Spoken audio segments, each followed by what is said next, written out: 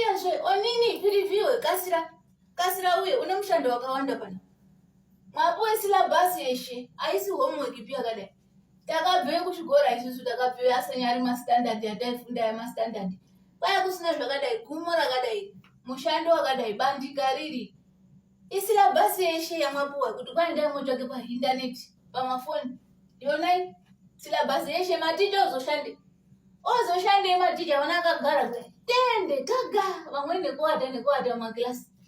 avashandi vompe onini ngurungandirana mushando silabhasi yeshe kasira uye utsvake kafoni kasati kadzima ngokuti tatosara nemaplan ndiri kuona malaini mairi akatara akazi unase kuchaja kasira kumasola kuzi unase kubata moto kasira plus hatina chibani chakaonini chatoonini chakapere parafini yasare muonini karambika sare parafini mumucheka mutisa kasirapo kuchakajeka kasira zvii izvozvo tinooneswa tichakura isusu tichiri kumastandard kwataifunda mafoni ainge ariyo macallbox ekudai kukandire zvimaraya ofona twitwi wotofona wakandire mari yako makoini ako wotofona nekukiringijaya ariyo atizumbotsvake mahomework pamafoni korokoti ngekuti kwane mafoni ekuhamba antu akabate pamaoko kudai kozi kwaitwa vana ngavatsvake poonini mushando silabhasi yeshe rikuipa vana maticha tende kugara maticha aiwa uya kasira isusu aisi ndaa yedu pi isusu kuti kwai maticha anoti kwai hanini atina mari vanochemawo ngenhamo isusu tinopinde pari isusu azvimbuya zvomumakanyi mabuya muno zvomumavileji tinoziye iyezve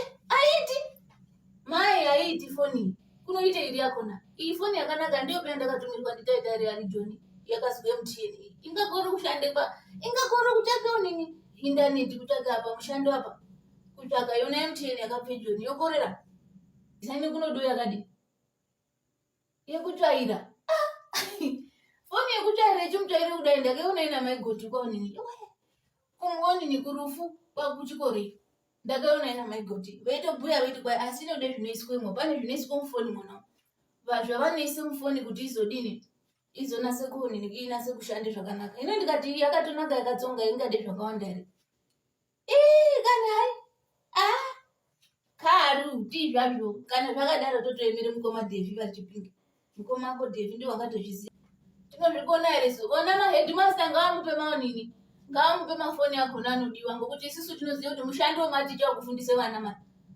chiini chakadaro chocho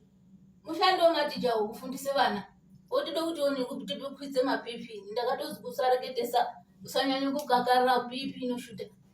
mushando wavo ngavape mafoni headmaster ngavape ndichauye kohaonini koreketa nawo headmaster tinozviziva ere su taitari joni avana mari vanoni havatoshandi